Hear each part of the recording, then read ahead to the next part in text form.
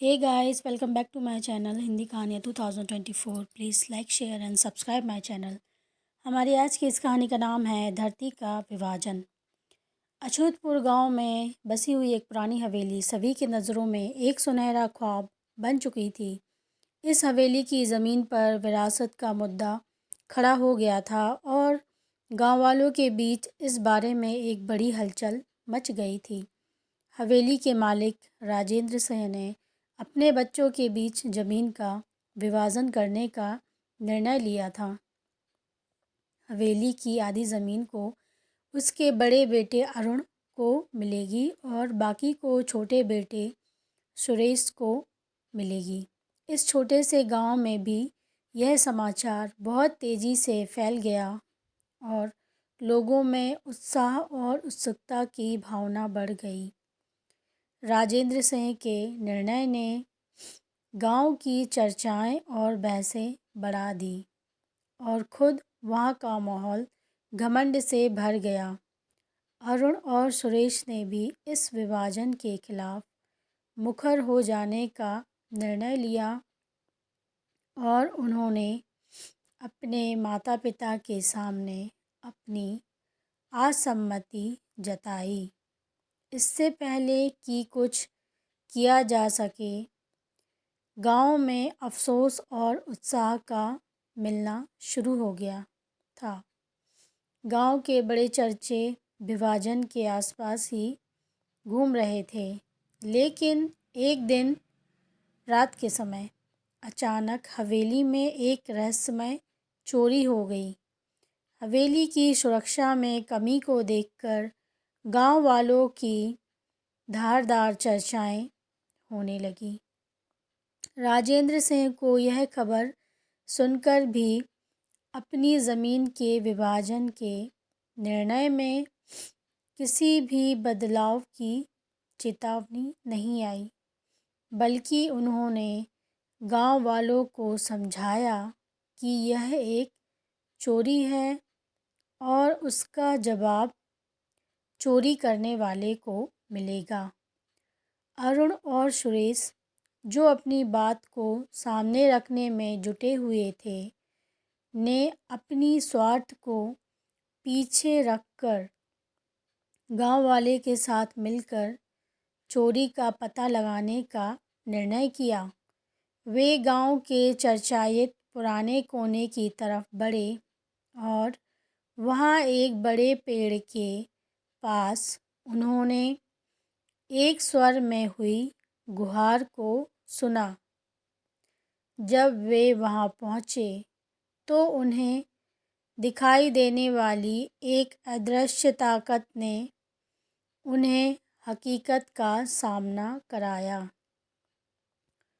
वहां पहुंचे छोटे से बच्चे की आंख में चमक थी और वह विश्वास जगाने के लिए उनके पास आए।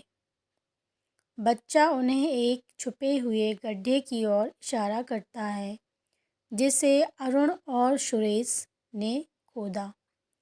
गड्ढे के अंदर एक बड़ा भूतपूर्व मंदिर था, जिसमें एक सुनहरे से पुराने संग्रहणी में छुपे हुए सोने और चांदी के सामान थे। यह विस्तृत गुप्तधन गांव वालों की सामंजस्यपूर्णता को हिला देने वाला था। छोटे से बच्चे का असली नाम राजन था, जो इस गुप्तधन को खोजकर उसने गांव वालों की मदद करने का निर्णय लिया था। उसके माध्यम से गुप्तधन की खोज से उठती आर्थिक स्थिति में सुधार होने की उम्मीद थी।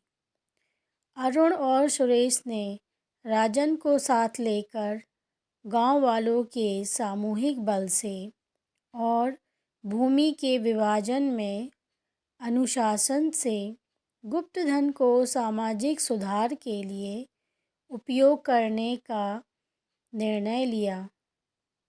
यही निर्णय गांव में एक नए आत्मविश्वास और सद्भाव की ऊर्जा उत्पन्न करता है।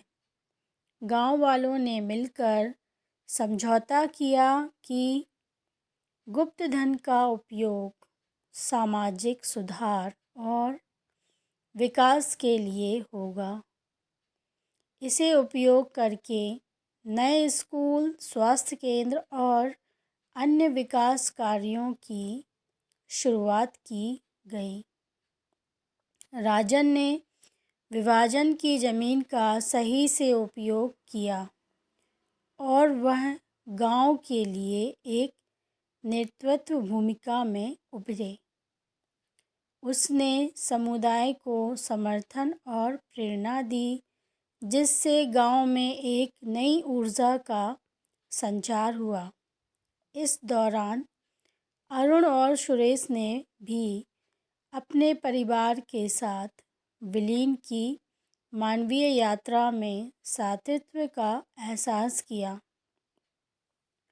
उन्होंने दिखाया कि सामूहिक सहयोग और सानिध्य से ही अच्छी राह मिलती है और उन्होंने गुप्त धन का सही उपयोग करके गांव को सशक्त बनाने में योगदान दिया। उन्होंने गांव के बच्चों के लिए शिक्षा की सुविधा सुनिश्चित की, स्वास्थ्य केंद्र बनवाया और आधुनिक कृषि तकनीकों का उपयोग करके कृषि को सुधारा। गांव में एक नया समर्थन और सामूहिक बनावट का माहौल उत्पन्न हुआ, जिसने लोगों में आत्मविश्वास को बढ़ावा दिया। इस प्रक्रिया में गांव वालों ने विभाजन के मुद्दे को छोड़कर आपसी समझ और मिलजुल कर काम करने का निर्णय लिया। अरुण, सुरेश और राजन ने गांव को समृद्धि की ऊंचाइयों तक पहुंचाया, जहां लोग आपसी सहयोग, सामूहिकता और समर्पण के साथ मिलकर अच्छे दिनों की ओर बढ़ रहे थे। इस तरह एक छोटे से गांव में हुए भूमि के विभाजन के बावजूद लोगों में अपनी एकजुटता और सामूहिक शक्ति का सही इस्तेमाल करके एक समृद्धि युक्त समुदाय की शुरुआत की। Thanks for watching guys. ऐसी इंटरेस्टिंग कहानियों के लिए बने रहिए हमारे चैनल के साथ। कहानी अच्छी लगी हो तो प्लीज़ कमेंट ज़रूर कीजिए। धन्यवाद।